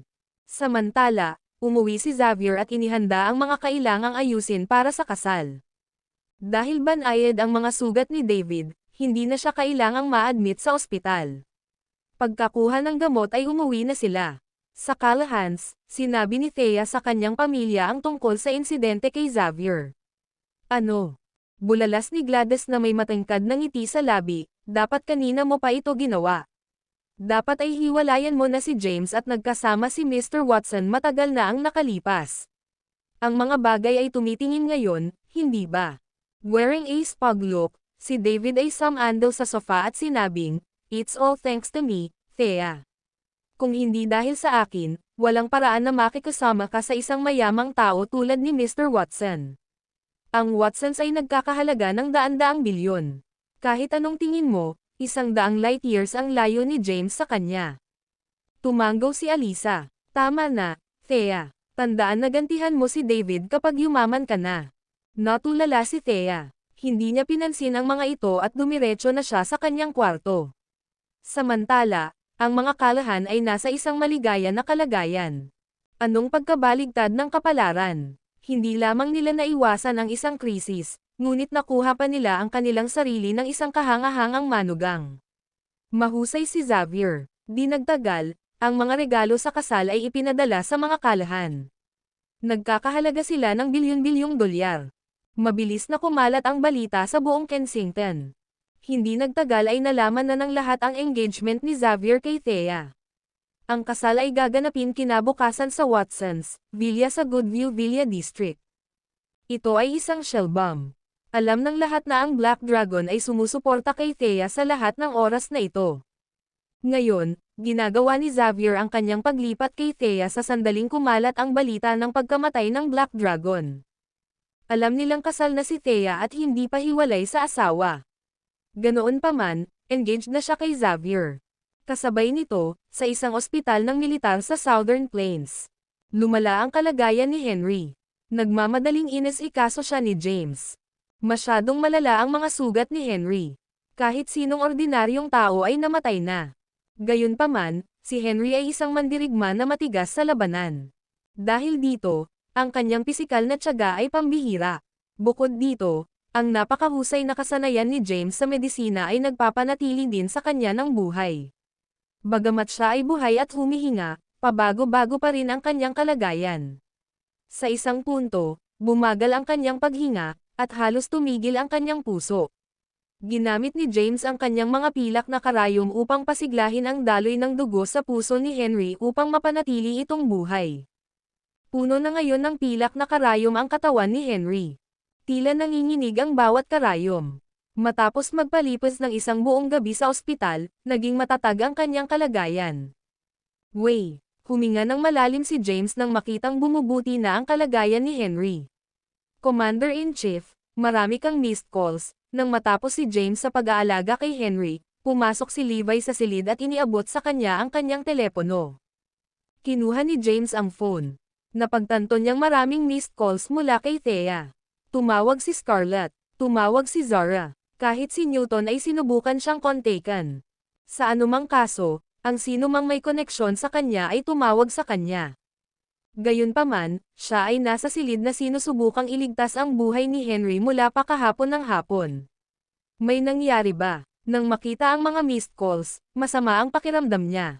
Ang video na ito ay edited by Urban Storytelling. Kabanata 404. May nangyari siguro sa Kensington. Bantayan mong mabuti si Henry, utos ni James. Pagkasabi niya nun ay lumabas na siya ng kwarto. Sa koridor, nagsindi siya ng sigarilyo at tinawag si Thea.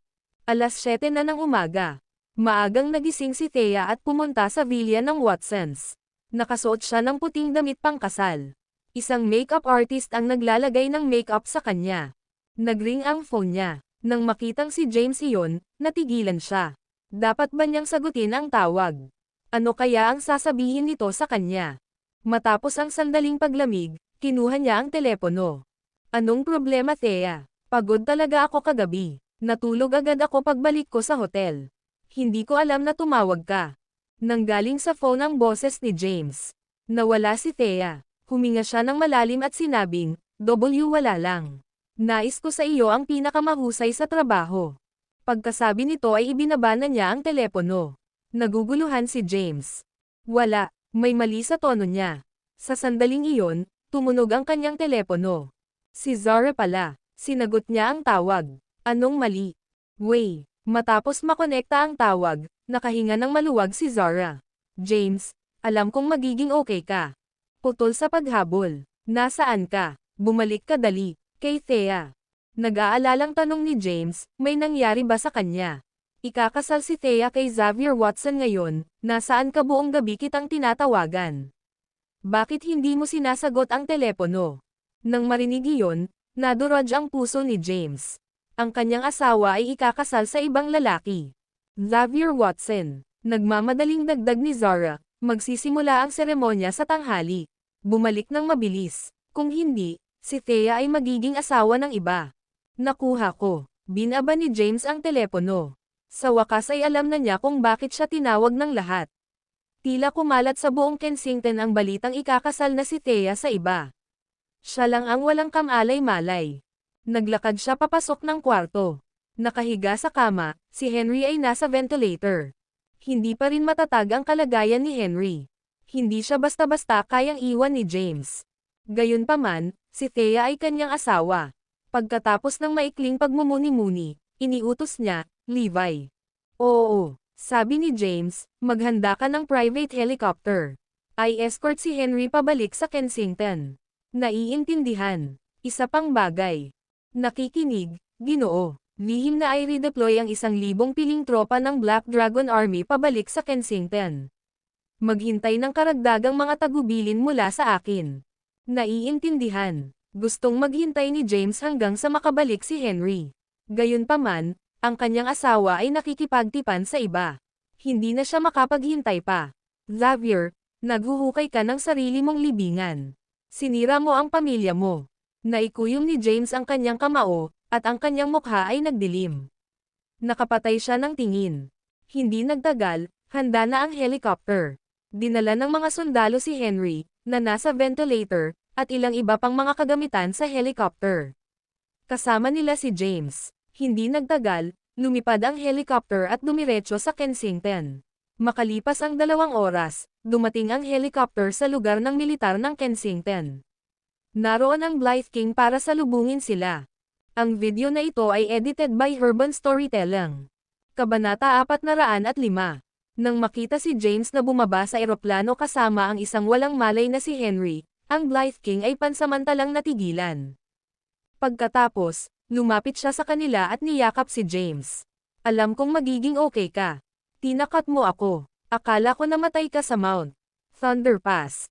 Bahagyang ngumiti si James at sinabing, bata pa ako.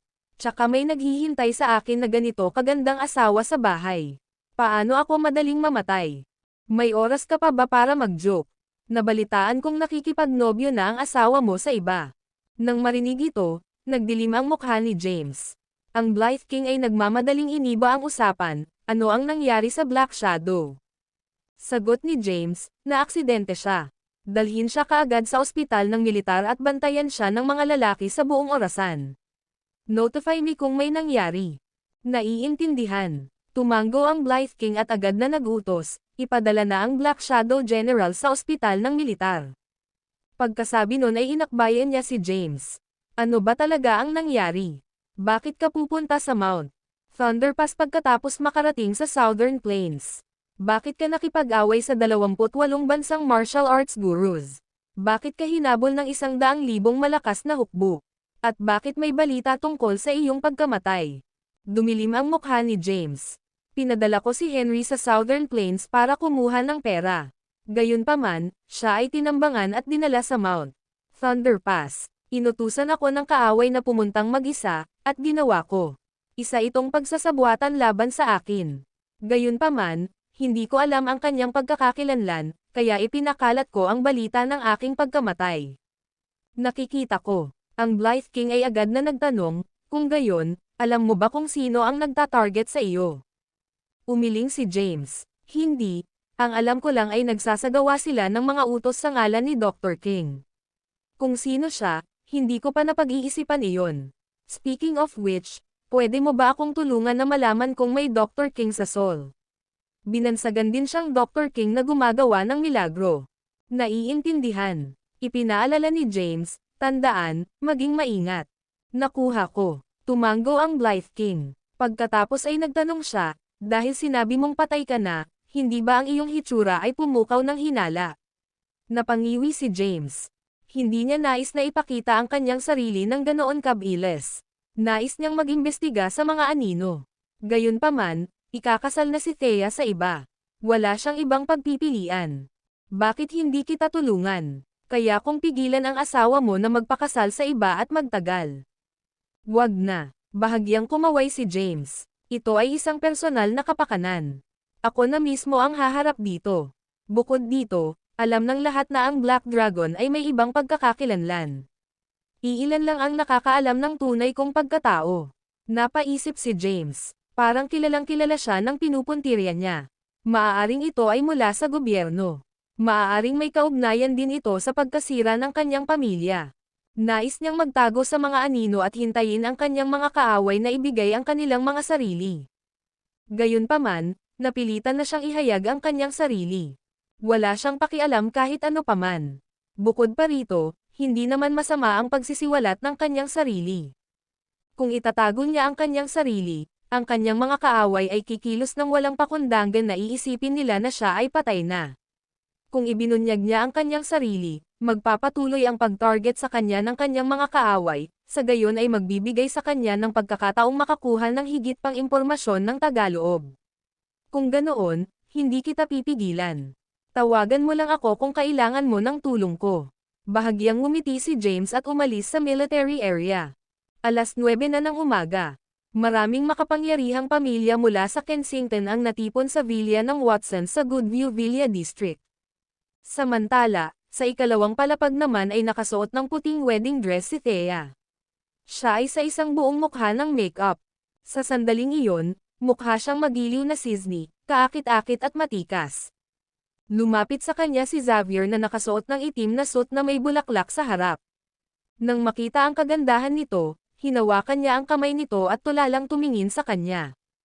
Ang ganda mo, Thea. Pinakamalaking karangalan ko ang pakasalan ka. Ipinapangako kong tatratuhan kita ng mabuti magpakailanman. Ngumiti si Thea. Tinanggap na niya ito sa puntong ito.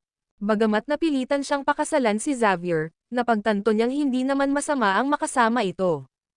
Gayunpaman, naramdaman niyang pinagtaksilan niya si James. Ginamo ni James ang mga sugat niya. Sa buong panahon niya sa Callahan's, hindi siya kailanman nagbitaw ng isang salita ng reklamo. Pasensya na, Jamie. Babayaran kita. Pumikit siya at mamulong sa kanyang puso. Ang video na ito ay edited by Urban Storytelling. Kabanata 406. Ang Watsons ay nasa isang maligaya na kalagayan. Bagamat sila ang kinatawan ng North Kensington sa Five Provinces Business Alliance, palagi silang mababa ang profile. Sa sandaling pinili nilang makilala, mabigas sila sa buong Kensington. Sunod-sunod na hanay ng mga mag-agarang sasakyan ang lumabas sa labas ng villa ng Watsons. Wala sa kanila ang nagkakahalaga ng mas mababa sa 5 milyong dolyar. At saka, nasa baba ang mga sasakyang iyon. Mayroong hindi mabilang na mga luxury car na nagkakahalaga ng 10-10 milyon. Dumating ang lahat ng uri ng bigwigs para batiin sina Xavier at Thea sa kanilang kasal. Sa foyer ng villa, ang bawat palapag ng villa ay hindi bababa sa 2,000 metro kwadrado. May stage sa gitna ng foyer. Sa ilalim ng entablado, maraming pinansyal at komersyal na tao ang nagtipon. Ang ilan sa kanila ay mula pa sa larangan ng politika. Sa ilalim ng kanilang mapagbantay na tingin, Pumasok si Xavier kasama si Thea, magkahawak kamay. Naka-white wedding dress si Thea. Ito ay ginawa para sa kanya. May mga kumikinang na diamante pa rito. Ang nagliliwanag na liwanag ay nagpatingkad lamang sa kaakit-akit nito. Ang damit pangkasal lamang ay nagkakahalaga ng 38 milyon. Wow! Huminga ang karamihan. Ang ganda niya. Ang swerte ni Mr. Watson. Ang swerte ni Thea na nahulog siya sa kanya. Maraming mga batang babae ang nagsuot ng nakakainggit na hitsura. Naroon din ang mga kalahan. Bukod sa pamilya ni Benjamin, nandoon sina Lex, Howard, at John. Sa sandaling iyon, si Thea ang pinakamaligayang babae sa Kensington. Bagaman nasugatan si David, hindi niya itinago ang masayang ekspresyon sa kanyang mukha. He gathered with the youngsters of the Callahans and braged, "It's all thanks to me that they got together." Kung hindi dahil sa akin, hindi makikasama si Thea kay Xavier. Nagmamalaki si David. Inangat ni Alisa ang kanyang ulo, pinagmamasdan ang paghanga ng kanyang mga kasamahan. Sa stage, hinawakan ni Xavier ang braso ni Thea. Umakyat sa stage ang MC na may mic. Si Quincy iyon. Nakasuot siya ng pulang damit. Nakangiting ngumiti, bumulalas siya, "Mga ginoo at mga ginoo, ito ay isang pares na gawa sa langit." Inggit na inggit ako sa kanila. Namula si Thea at mamulong, "Tito migil ka na." Humajijek si Quincy. "Oh, napahiya, nakikita ko." Tumayo si Xavier kay Thea. "Quincy, mahiyain si Thea. Tigilan mo na ang pang-aasar sa kanya." Tumawa si Quincy. "Tingnan mo Thea, hindi ka pa kasal, pero siya ay naninindigan na para sa iyo." Anong gentleman? Naramdaman ni Thea ang pamumula ng kanyang pisngi. Gayunpaman, nang makita niya ang paghanga mula sa karamihan, natuwa siya. Pakiramdam niya ay siya ang pinakamasayang babae sa buong Kensington. Habang may hawak na mikropono, sinabi ni Quincy, "Ladies and gentlemen, welcome to the Villa ng Watsons. Salamat sa pagpunta para saksihan ang engagement ceremony ni Thea Callahan at Xavier Watson." Pagkasabi niya nun ay napatingin siya kay Xavier. Kinuha ni Xavier ang isang malaking singsing na diamante at lumuhad sa sahig. Looking at Thea lovingly, he said, "I fell in love with you the moment I first met you. Papayag ka bang maging fiancé ko?" Sabihin mong oo. Excited ang crowd. Napatingin si Thea kay Xavier. Sumagi sa isip niya ang mukha ni James. Kasabay nito, sa labas ng Villa ng Watsons, may dumating na lalaki. Ang video na ito ay edited by Urban Storytelling. Kabanata 407. Bumalik si James mula sa Southern Plains.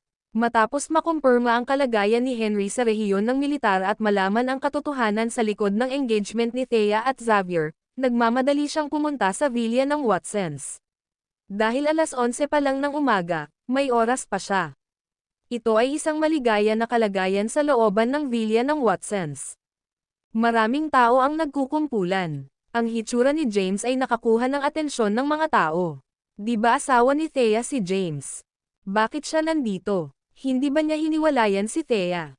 Marahil ay narito siya upang kumuha ng pera mula kay Xavier. Palihim silang nag-usap. Nakasuot ng masungit na ekspresyon, naglakad si James patungo sa front door. Agad na hinarang ng ilang security guard ang dinadaanan niya. Isa sa kanila ang kumuha ng electric baton at itinutok kay James. Tumahol siya, "Hoy, alam mo ba kung nasaan ka? Ano sa tingin mo ay makakarating ka ayon sa gusto mo? Magwala ka." Napatingin si James sa security guard. Mabangis ang kanyang tingin. Pakiramdam ng security guard ay parang tinatitigan siya ng isang mabangis na hayop. Unconsciously, napaatras siya ng ilang hakbang. "Scram," malamig na sabi ni James. Pagkaraan ng ilang saglit na pagyayelo, tumahol ang security guard, "Ito ang Villa ng Watsons." Pagkasabi niya nun, inihampas niya ang electric baton kay James. Itinaas ni James ang kamay niya at hinaranggan ito. Pagkatapos, sinipa niya ang security guard. Basag. Nabasag ang mga buto ng security guard. Pinalipad siya. Pagkatapos, bumagsak siya sa sahig at napaungol sa sakit. Sa Villa, lumuhad si Xavier sa sahig na may hawak na diamond ring. Naghiyawan ang mga tao. Sa pagtatagpo ng kanyang taos-pusong tingin, nakalimutan ni Thea ang lahat tungkol kay James. "Pasensya na, James. Wala akong choice." Matapos huminga ng malalim, tumango siya. Ginagawa ko. Ayoko. Isang dagandong ang nagmula sa labas ng pinto. May ilang bodyguard na bumagsak sa pinto. Pagkatapos, pumasok ang isang lalaking nakaitim na jacket. Napalingon ang lahat. Nang makitang si James iyon, namutla ang mga ekspresyon nila.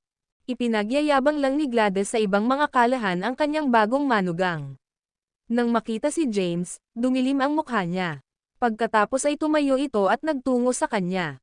Habang naka-cross arms ay sinaway niya ito. Anong ginagawa mo, James? Dapat ba nandito ka? Umalis ka sa paningin ko. Hindi pinansin ni James si Gladys at itinoon ang tingin sa stage. Mataman niyang pinagmamasdan si Thea na akmang tatanggapin ang diamond ring. Samantala, nang makita ang kanyang pagdating, natigilan si Thea. Di ba nasa business trip siya? Paano na siya nakabalik ngayon? Namutla ang mukha ni Xavier. Di ba namatay siya sa Mount Thunderpass sa Southern Plains? Paano siya napunta dito? Nguji siya. Nang hapong iyon, nagluksa ang bansa para sa Black Dragon. Kahit na walang ibang nakakaalam na ang Black Dragon ay si James, alam niya. Ang ilan sa mga tao ay nasa sabik na makita ang eksena. Maging ang mga tulad ni na Alex Yates at Yuna Lawson ay naroon. Alam nila ang tunay na pagkatao ni James. Gayunpaman, hindi nila inakala na siya ay buhay pa. Gayunpaman, nanatili silang tahimik at nakaupo lamang doon at pinapanood ang mga nangyayari. Na-curious sila kung paano lalabanan ni James ang Watsons ngayong nagbitiw na siya sa kanyang pwesto. Matapos ang sandaling pagyayelo, tumawa si Xavier. Iniisip ko kung sino iyon. Ito pala ang manugang ng mga kalahan. Hindi ka pumapayag sa kasal na ito. Natatakot ako na wala itong kinalaman sa iyo. Total, tinapon ka na ni Thea. Tumingin si James kay Thea at nagtanong, totoo ba iyan? Ako. Ang video na ito ay edited by Urban Storytelling. Kabanata 408. Bamuka at tinakpan ni Thea ang bibig. Hindi niya inaasahang babalik si James ng ganoon kaga. Hindi niya inakala ang senaryo na ito. Namumula ang pisngi niya. Nakaramdam siya ng hiya. Hindi pa man niya hiniwalayan si James, nakikipagnobyo na siya ngayon sa ibang lalaki. Tumingin siya kay Xavier na nagmamakaawa. Mr. Watson, maaari ba nating ipagpaliban ang pakikipag-ugnayan? Gusto kong hiwalayan ng maayos si James bago ka pakasalan. Nagdilim ang mukha ni Xavier. Malamig niyang sinabi, ano ang ibig mong sabihin dito, Thea Callahan? Ako. Nawalan ng masabi si Thea. Nasa ibaba ng stage si James, nakatitig kay Thea, na nakasuot ng puting wedding dress. Salit-salit niyang binitiwan, Thea, hindi kita pipilitin. Gayunpaman, ikaw at ako ay mag-asawa pa rin. Hindi pa nga tayo hiwalay, at ikakasal ka na sa ibang lalaki. Ano ang kinukuha mo sa akin? Kahit alam ni James na napilitan si Thea, naagrabyado siya. All this while, siya ay walang pagod na nagtatrabaho para manatili sa tabi ni Thea. Ngayon, ikakasal na siya sa ibang lalaki. Higit sa lahat, hindi man lang siya na-inform tungkol dito. Ang diborsyo ay isang simpleng bagay na dapat gawin. Kung talagang balak mo akong iwan, hindi kita pipilitin na manatili. Bumalik si James sa Kensington at nagpakasal sa mga kalahan upang bayaran siya. Ito ay isang tanda ng pagpapahalaga sa pagligtas sa kanya. Hindi niya pipilitin si Thea na manatili sa tabi niya. Susundin niya ang gusto nito. Basura ka. Anong kalokohan ang pinagsasabi mo? Nagtaas ng kamay si Gladys para sampilan si James. Sumigaw siya, hindi mo ba nakikita na ito ay isang masayang okasyon? Bakit ka nandito? Ano ang maibibigay mo kay Thea bilang kapalit? Itinaas ni James ang braso niya at hinaranggan ang sampal niya. Malamig niyang tinitigan si Gladys at tumahol, enough. Sa lahat ng ito habang nasa kalahans, ni minsan ay hindi ako nagreklamo. Salita lang ni Thea ang gusto ko. Pagkasabi niya nun ay napalingon siya kay Thea. Inilagay si Thea sa pwesto. Alam niyang naging unfair siya kay James. Alam niyang nakakahiya ang ginawa niya. Gayunpaman, wala siyang ibang pagpipilian. Kung hindi siya nakipagtipan kay Xavier, mabigat ang utang na loob niya. Masisira ang pamilya niya. Nang makita ang malungkot na ekspresyon ni James, lumambat ang puso niya. Tumingin siya kay Xavier at nagmakaawa, Mr. Watson, maaari ba nating ipagpaliban ang petsa ng pakikipag-ugnayan? Pagkasabi nun, lumuhad siya. Nakikiusap ako sa iyo. Nasaksihan ng lahat ang eksena. Nakaramdam ng hiya si Xavier. Umakyat si James sa stage at tinulungang makatayo si Thea. Anong ginagawa mo? Ikaw ang asawa ko. Paano ka luluhod sa harap ng iba? James, ako. Huwag ka nang magsabi. Pag-uusapan natin yan pagbalik natin. Hinayla ni James sa braso si Thea at umalis. Bago dumating, inutusan niya ang Blythe King na tingnan ang bagay. Alam niyang napaatras ang mga kalahan sa isang sulok. Basta, James. Lumapit si Quincy at sinaway siya, anong ginagawa mo dito? Lumingon sa kanya si James at malamig na sinabi, shut up. Pagkasabi nun ay tumalikod na siya para umalis. Umungol si Xavier, Thea Callahan. Kung maglakas loob kang umalis sa yugtong ito, sisiguraduhin kong masisira ang mga kalahan at papawiin sila sa mapa ng Kensington. Lumingon si James at malamig na sinabi, ganun ba? Kung ganoon, papawiin ko muna ang Watsons. Haha, ikaw. Tinuro ni Xavier si James at humagalpak ng tawa. Sino ka sa tingin mo? Seryoso ka bang iniisip na ikaw ang big shot ng nakaraan? Kumaway si James. Isang pilak na karayom ang lumipad at tumama kay Xavier. Natahimik si Xavier. Pagkatapos, sa ilalim ng tingin ng karamihan, siya ay bumagsak. Ang video na ito ay edited by Urban Storytelling. Kabanata 409. Bumagsak si Xavier. Thud. Isang malakas na tunog ang nagmula sa stage. Napatulala ang lahat. James. Isang malamig na boses ang dumating. Si Gavin, na nakasot, ay tumungo kay James. Galit na galit siyang tumingin kay James. Ibinalik ni James ang titig. Tapos, tumalikod na siya para umalis. Tigilan mo siya. Umungol si Gavin. Sa isang iglap, pinalibutan ng isang dosenang security guard si James. May mga miyembro pa ng police force sa kanila. Hinaranggan nila ang daanan ni James. Nakaharang sa daraanan ko. Dumilim ang mukha ni James. Bitawan mo si Thea, basura ka. Bulalas ni Gladys, hindi pa ba sapat na kahihiyan ang dinala mo sa amin? Umalis ka sa paningin ko ngayon lang. Hindi siya pinansin ni James. Nang makita ang dami ng mga security guard at pulis, nag-alala si Thea. Hinawakan niya ang kamay ni James at bamulong, "You should live first, James. Sila ay mayaman at makapangyarihan. Walang paraan na matatalo mo sila." Umalis. Tumingin si James sa kanya at sinabing, "Iwan mo ang asawa ko." Ako. Nanginginig ang boses ni Thea. Hindi niya inaasahan na magiging ganito ang mangyayari. Lumapit si Gavin sa kanila at malamig na sinabing, "James, hindi na kayo ni James ng nakaraan." Talaga. Hindi naman itinanggi ni James. Patuloy niya, "Hindi na ako ang James of the past. Magkagayunman, walang nakakawala sa pag-aaway sa akin." Dinala ito ni Xavier sa kanyang sarili. Ang pamilyang Watson ay naghuhukay ng sarili nitong libingan. Bumalik si James sa stage. Nakahiga pa rin si Xavier. Sa nang magbantay na tingin ng mga tao sa ilalim, hinawakan siya ni James sa kwelyo at binuhat. "Kahit na, walang nang-aapi sa asawa ko.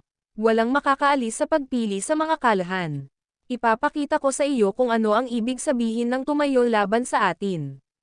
Pagkasabi nito, tinapik niya ang tuhod ni Xavier. Arg! Napasigaw si Xavier sa sakit. Nagkaroon siya ng distorted facial expression. Kaya napatapak ulit si James. Sa pagkakataong ito, nabasag ang mga buto sa kabilang tuhod niya. Pagkatapos, hinawakan niya ang kanyang palso at pinilipat iyon ng napakalakas. Basag. Si Xavier ay baldado. Sa wakas, siya ay itinapon sa lupa na parang patay na aso. Arg! Masakit. Ama, patayin mo siya. Napasigaw si Xavier sa sakit. Napatulala ang lahat, kay tapang ng manugang ng mga kalahan. How dared na pilayin niya si Xavier sa villa ng Watsons. Itinutok ng mga pulis ang kanilang mga baril kay James. Namutla ang mukha ni Thea. Nagdilim ang mukha ni Gavin. Natigilan si Quincy na nasa stage. Ito ang nangyayari. Umalangaw-ngaw ang boses ni James sa buong foyer. "Lilinawin ko ito. Mula ngayon, ang sinumang sumakit sa aking asawa ay magdaranas ng kakilakilabot na kahihinatnan. Sa sinumang maglakas loob na puntiryahin ang mga kalahan, sisiguraduhin kong magiging isang buhay na impyerno ang iyong buhay." Malamig, brutal, at mapang-utos ang mga salita ni James. "Kunin mo siya." Nanginginig sa galit si Gavin. Isa ka lang decommissioned general. Hindi ka na isa sa 5 commanders-in-chief. How dare you act so insolent? Dahan-daang lumapit sa stage ang mga pulis. Itinaas ni James ang kanyang paa at tinapakan ang stage. Nayanig ang entablado. Dumagundong. Pagkatapos, gumuho ang buong istruktura. Ang video na ito ay edited by Urban Storytelling. Kabanata 410. Natulala ang mga pulis sa eksena. Anong kapangyarihan? Ang entablado ay gumuho sa isang solong stomp. Habang ang mga pulis ay nakaugat sa kanilang mga pwesto, bumaba si James sa entablado at lumapit kay Gavin. Hinawakan niya ito sa kwelyo at pinasok ang ilang pilak na karayom sa kanyang katawan. Agad na bumagsak si Gavin sa sahig. Bumagsak ang kanyang katawan. Ni isang salita ay hindi niya magawa. Gavin, kung gusto mong mabuhay, humingi ka ng tawad sa villa ng mga kalahan. Kung hindi, mamamatay ka sa loob ng 3 araw. Pagkasabi nun, hinawakan ni James si Thea at tumalikod na para umalis. Walang pumihil sa kanya. Total, si Xavier ay nakahiga sa tabi ng gumuhong stage na parang patay na aso. Samantala, nasa sahig din si Gavin. Kitang-kita ang kanyang mga ugat, at may suot siyang masakit na ekspresyon. Nababalot ng galit ang mukha niya. Gusto niyang magsalita pero ni isang salita ay wala siyang masabi. Ang engranding engagement ceremony ay naging fiasco dahil sa hitsura ni James. Nataranta ang lahat. Paano nagkaroon ng lakas ng loob ang walang silbi, walang kwentang James na salakayin ang Watson sa kanilang lugar? Hindi ba siya natatakot sa kanilang paghihiganti? Ang Watsons ay kinatawan ng North Kensington sa 5 Provinces Business Alliance. Ang kailangan lang nila ay isang utos para sirain ang mga kalahan. Iilan lamang ang gumagamit ng wait-and-see approach. Alam nila ang tunay na pagkatao ni James. Kahit na siya ay nagbitiw at hindi na ang itim na dragon. Kahit na maraming makapangyarihang tao ang gustong patayin siya, si James ay buhay pa rin at humihinga. Ang Black Dragon, kahit na hindi na isa sa 5 commander-in-chief, ay hindi isang taong maaaring makagulo. Bagamat hindi na tinakat ni na Alex at Yuna si James, hindi rin naman sila magpapasakit sa kanya. Gayunpaman, ang Watsons ay walang pakundangan. Sa labas ng villa ng Watsons, naka-white wedding dress pa rin si Thea. Mukha siyang mabait na parang Disney. Puno ng luha ang mga mata niya. Damaloy ang mga ito sa kanyang pisngi. Napahikbi siya. Pasensya na, James. Nahihiya ako dito, pero ayokong masira ang pamilya ko. Umalis. Mula ngayon. Onward, hindi na tayo mag-asawa. Masaya at nagpapasalamat siya sa lahat ng ginawa ni James para sa kanya. Gayunpaman, nasaktan niya ang Watsons. Hindi siya makaalis. Hindi siya makaalis kasama si James. Kailangan niyang bumalik para humingi ng tawad. Kung hindi, ang mga kalahan ang magiging target ng kanilang paghihiganti. Walang paraan ang mga kalahan na makalaban sa paghihiganti ng isang pamilya na nagkakahalaga ng daan-daang bilyon. Ano, sa tingin mo ba, natatakot ako sa Watsons? Napatingin si James kay Thea. Nang makitang puno ng luha ang mga mata nito, hindi niya napigil ang abutin at panasan iyon. Hinaplos niya ang kanyang pisngi at sinabing, Thea, wala akong pakialam sa kanila. Bago pa man niya matapos ang kanyang sasabihin ay may mga taong sumugod na palabas. Ito ay ang mga kalahan. Kasama nila sina Gladys, Benjamin, at Lex. May mga 20 sa kanila. Inalalayan ang sarili gamit ang isang tungkod, sinaway ni Lex si James. Basura ka, sinira mo kaming lahat. Tumingin si Gladys kay James na nagmamakaawa. Nakikiusap ako, James. Hayaan mo na si Thea. Hindi ka karapat-dapat sa kanya. Sabi ni David sa galit, James, basura ka. Magwala ka. Pagkasabi nun, tumingin siya kay Thea at nagmakaawa, hindi ka pwedeng umalis, Thea. Kung pupunta ka, tagtad ako ng pira-piraso. Mapapahamak ang pamilya natin. Naunawaan ni Thea ang kanilang mga pag-aalala. Siya ay makatuwiran pa rin. Alam niya kung gaano ka-impluwensya ang Watsons. Hindi siya makaalis kasama si James. Sa sandaling lumabas siya sa villa ng Watsons, ang mga kalahan ay magkakaroon ng galit ng Watsons. Maluhaluhang tumingin siya kay James. Pasensya na, James. Hindi ako makakasama sayo. Kalimutan mo na ako. Pagkasabi niyan, nagmamadali siyang bumalik sa foyer, Humihikbi. Sa foyer ng villa, maraming nagkukumpulan. Bumalik si Thea. Kinaladkad si Xavier palabas ng mga debris dulot ng pagbagsak ng stage. Ang kanyang mga paa ay nasira, at nagsuot siya ng masakit na ekspresyon. Yumuko si Thea at nagmakaawa. Mr. Watson, bigyan mo ako ng pagkakataon. Mangyaring bigyan ng pagkakataon ang mga kalahan. Puputulan ko lahat ng relasyon namin ni James. Suot ang masakit na ekspresyon, itinuro ni Xavier si Thea ng mahina. Thea Callahan, sinasabi ko sa iyo, you're doomed. The Callahans are doomed. James is doomed. Sumunod naman si James kay Thea. Nang makita niya ito, kumunat ang noo niya. Masyadong maimpluwensya ang Watsons. Si Thea at ang iba pang mga Callahan ay natatakot. Para sa kanya ay wala siyang ibang magagawa kundi ang sirain ang Watsons. Kung hindi, hinding-hindi aalis si Thea kasama niya.